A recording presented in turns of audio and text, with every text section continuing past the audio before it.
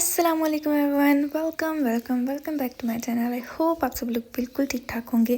तो ये रमज़ान चल रहा है और इस रमज़ान में मेरे पास इतनी चीज़ें इकट्ठी हो गई हैं पढ़ने से रिलेटेड, और अब मेरे मिड्स आ रहे हैं तो I have to cover all the stuff. तो मैं यूजुअली जो मेरे पास काफ़ी चीज़ें जो हैं वो कवर करने वाली ही रह जाती हैं, तो फिर मैं छुट्टी वाले दिन एक चीज़ करती हूँ जिससे मेरा दिन बहुत प्रोडक्टिव हो जाता है। या आप डेली भी कर सकते हो, तो I thought why not make a video on it.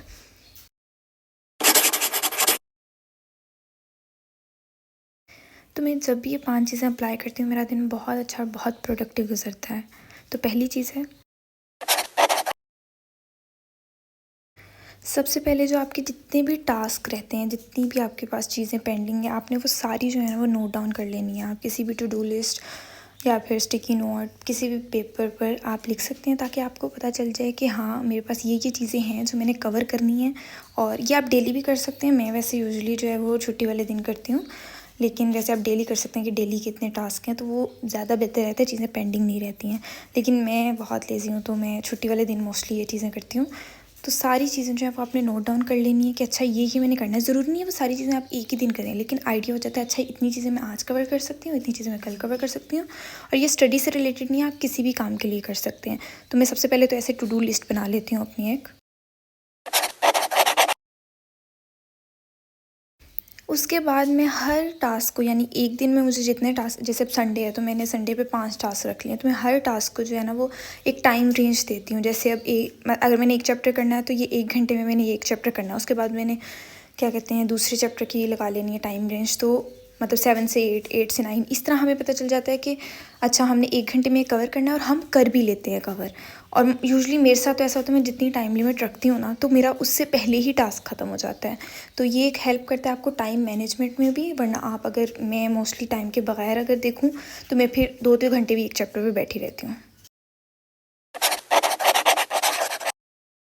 ये चीज़ भी मेरे लिए बहुत वर्क करती है कि मैं हर टास्क के दरमियान में ना, जैसे अगर मैंने एक चैप्टर करना है या कोई भी टास्क करना है, उसको हाफ़ करके बीच में 10 मिनट की ब्रेक रख देती हूँ।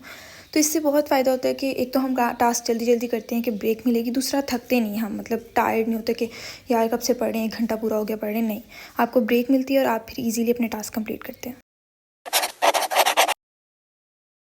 अपने एक टास्क को 3-4 टास्क में डिवाइड करने से ये होता है कि आप ना बर्डनाइज़ फ़ील नहीं करते हैं। जैसे अब मेरे पास एक आर्टिकल है और मुझे उसकी 10 स्लाइड्स करनी है, तो मैं 3 स्लाइड्स रखूँगी, फिर ब्रेक रखूँगी, फिर 3 स्लाइड रखूँगी, फिर ब्रेक रखूँगी।